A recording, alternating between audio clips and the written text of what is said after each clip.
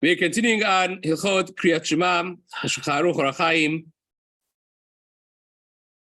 and we are at the very end of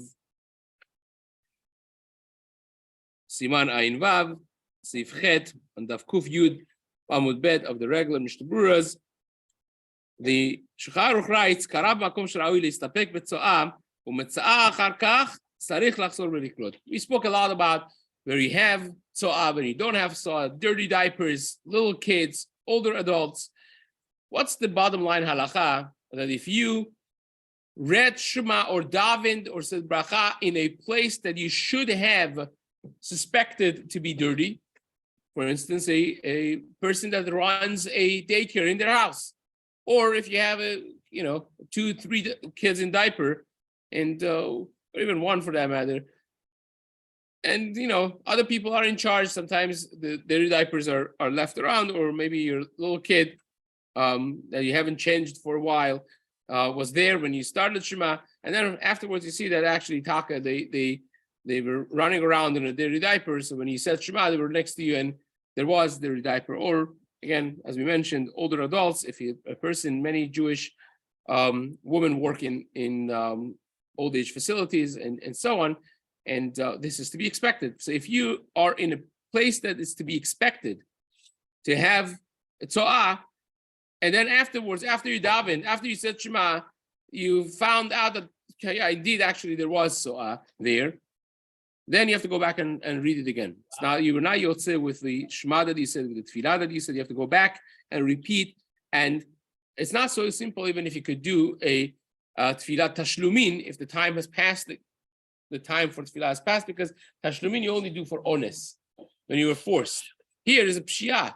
Halachically speaking, in that scenario, you should have checked, because you expected, that place is expected to have dirtiness, and you didn't check, so you are not anus over here, you are poshea, you are negligent, and you missed the tefillah basically in that scenario. But if it's not a place that normally is expected to have tzoah, and tzarich lachzor v'likrot, even if you found out actually afterwards that actually there was tzoah there, you don't have to go back, because what did he have to do? He didn't have to assume that this place is dirty.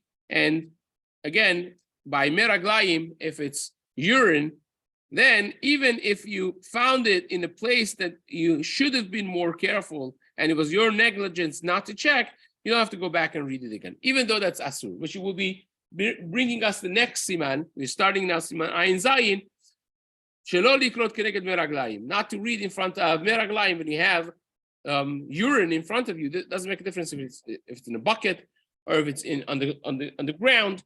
Makes no difference. You cannot read Shema in front of it. It has its details of halacha, which we're going to discuss. Says the Shulchan Aruch in Seif Aleph, and again, this is a Gemara in Masechet Brachot Daf Chaf Bet. Asur likrot keneged meraglayim. You cannot read Shema in front of meraglayim until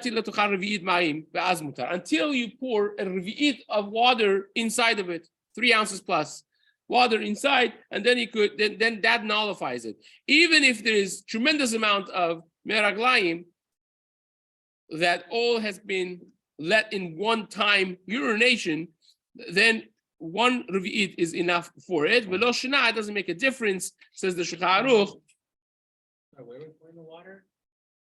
On it. Al gabe karka v'lo shena bekli. Doesn't make a difference if it's in a vessel, in a bucket, or it's on the ground. Ubilvat shlo yeh avit hamiyuchad lahem. It can't be an avit meraglayim. If it's a kli that's made for meraglayim, that's already a different story, because the avid itself has the halacha of beta kiseh. So that you have to take the avid out. The water is not going to help it in that specific case. Now, the avid, even if it's empty, by the way, if it's an avid that's not new, if it's a kli cheres that is miyuchad for urination, and it's empty right now, but it's been used for meraglayim, it has a din of bet kiseh. You cannot say Shema in front of the avid even if it's empty.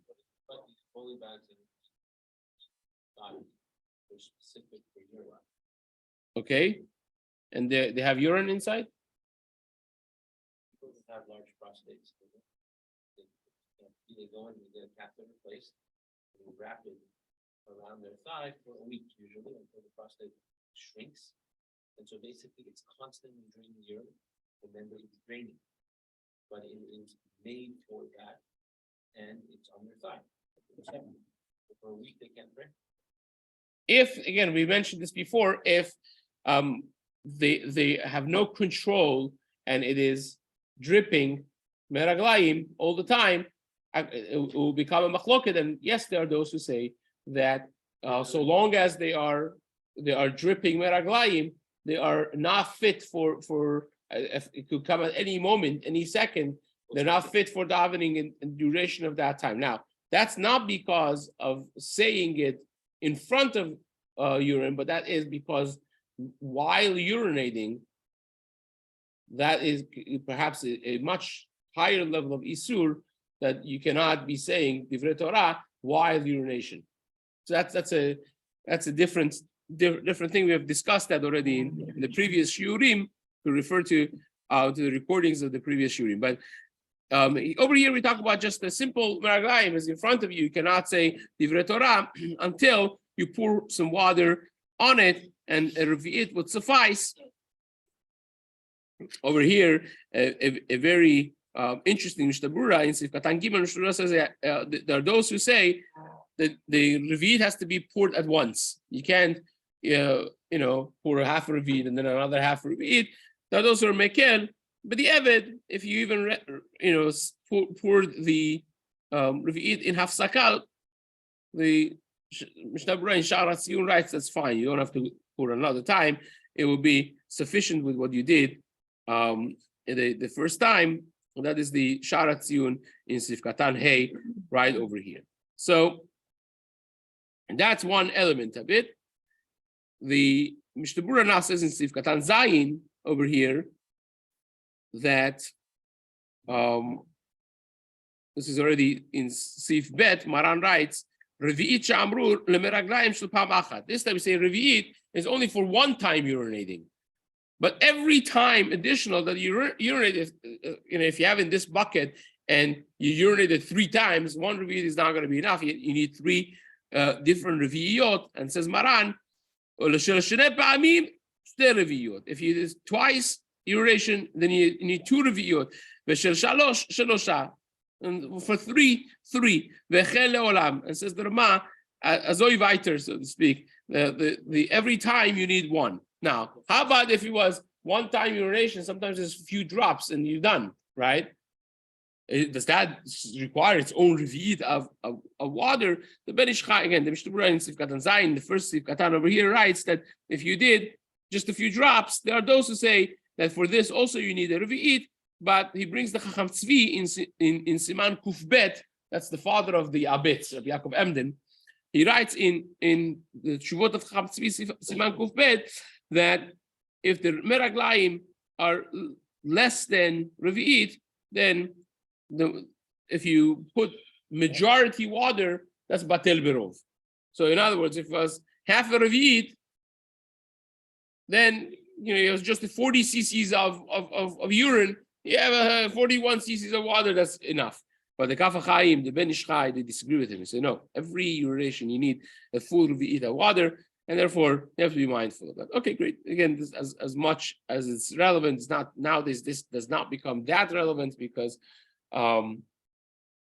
usually the elderly that have this, they have the catheter and they basically remove the plastic afterwards, and there's no pouring water inside of it, and so on. And the little baby potties, you wash them all the time. You have sinks, you pour them out, and so on and so forth. So it's not really as relevant necessarily nowadays when you don't have puddles of meraglayim sitting around. Okay, so says the Shulchan Aruch in next Siman.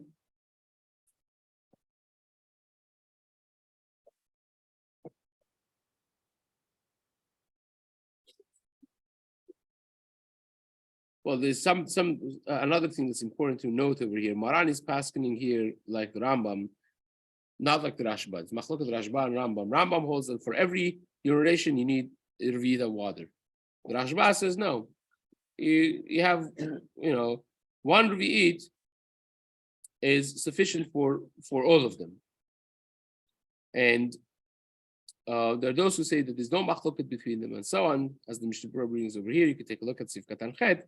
But the Kaf HaChaim holds like the Bet Yosef over here, that there is machloket between Rashba and Rambam. And therefore, Halacha is like Rambam clearly, and that comes out that according to him, even if a person has been mashtin number of times, urination, and you didn't put a revi'it between every time that he urinated, then it's not enough that you put one revi'it of water, like the Magen Giborim wants to suggest, but you have to put several revi'iyot in different pourings, and that would be the halacha. So that's the Ben Ish Chai as well as Kaf HaChaim, who side with Maran Bet Yosef, not like Magen Giborim. Again, how relevant these are for day-to-day life nowadays is not really that relevant unless you live within a situation that this is the reality. But we do what we do and we go on, starting Siman Ayin Chet, Mishin Yisrach La'atil Mayim B'Shat Kriya Ubo Seif Echad. This is somebody that needs to use the facilities while saying Shema or while saying Tefillah.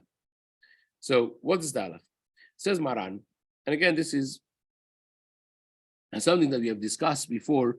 So also from the same Gemara there in Daf Chaf Bet in Masechet Brachot, the Shulchan Aruch says, Haya koreh b'itchil meraglayim shottin al brichav. Imagine an elderly individual or somebody that has a catheter again, and they don't have full control of their meraglayim. So he's saying Shema and starts, meraglayim rolling down his thighs. What do you do? He stops immediately until the meraglayim is finished, and then he goes back to read. Even if it has soaked his clothing to the degree that if you would touch it, your hand would get wet enough to wet something else. So that's still you can read afterwards because it's covered with your beged. So that's considered covered meraglayim, and that does not stop you from reading the rest of the Kriyat Shema as long as it's not dripping out of your body. But if already poured on the ground and there's like a puddle on the ground, then you can't read in the vicinity of it. You have to go at least 4 amot away, and then you could be reading, as the Rama explains over here, unless they're going to be swallowed in the ground if it's dirt, and then you don't have to go away for amot either, because swallowed in the ground, even though that you see the wetness that was there, is considered covered. That's not a problem.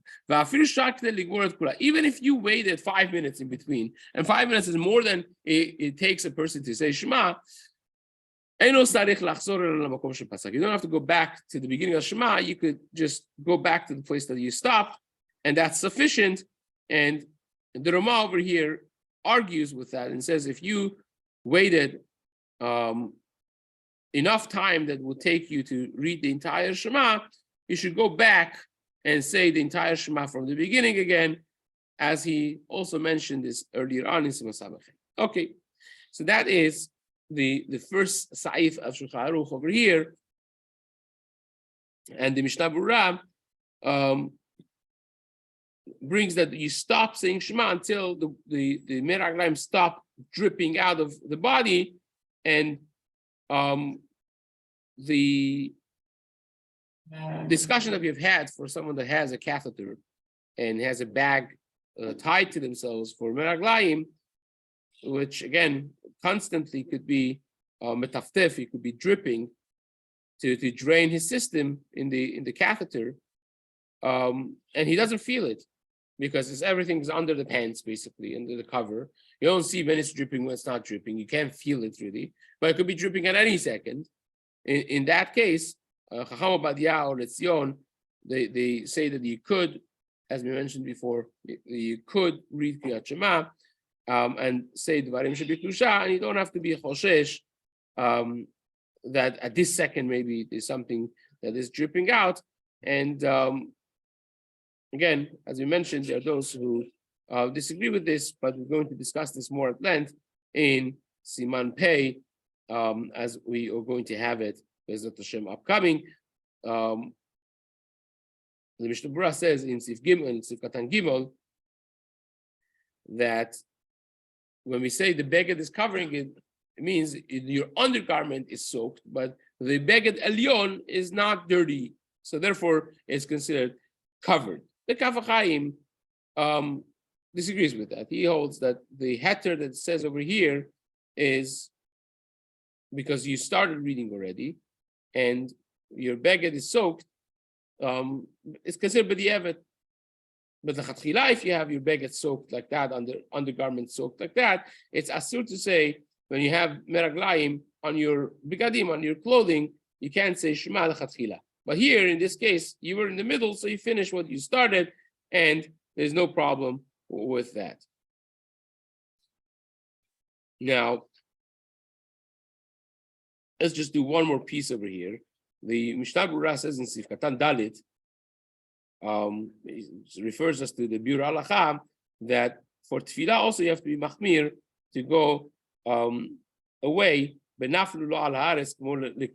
if a person urinated and there is some drops on the floor, you should go away for 4 amot before you read it. But Kaf HaChaim says that when raglayim fall on the ground, when you're standing in tefillah, you could continue davening in that place. You don't have to go away for 4 amot. You could continue and finish up your tefillah. So it doesn't smell, right? Yeah, of course. Meraglayim does not really necessarily have that.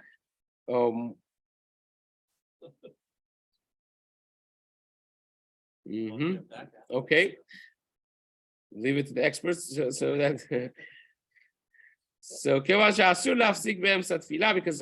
to pause in the middle of tefillah, even though being is just for going a little bit away in order to be able to daven, that still will be a hefsek. Therefore, we don't want to necessarily do that. And Bezrat Hashem will continue for next Seifim in the days to come.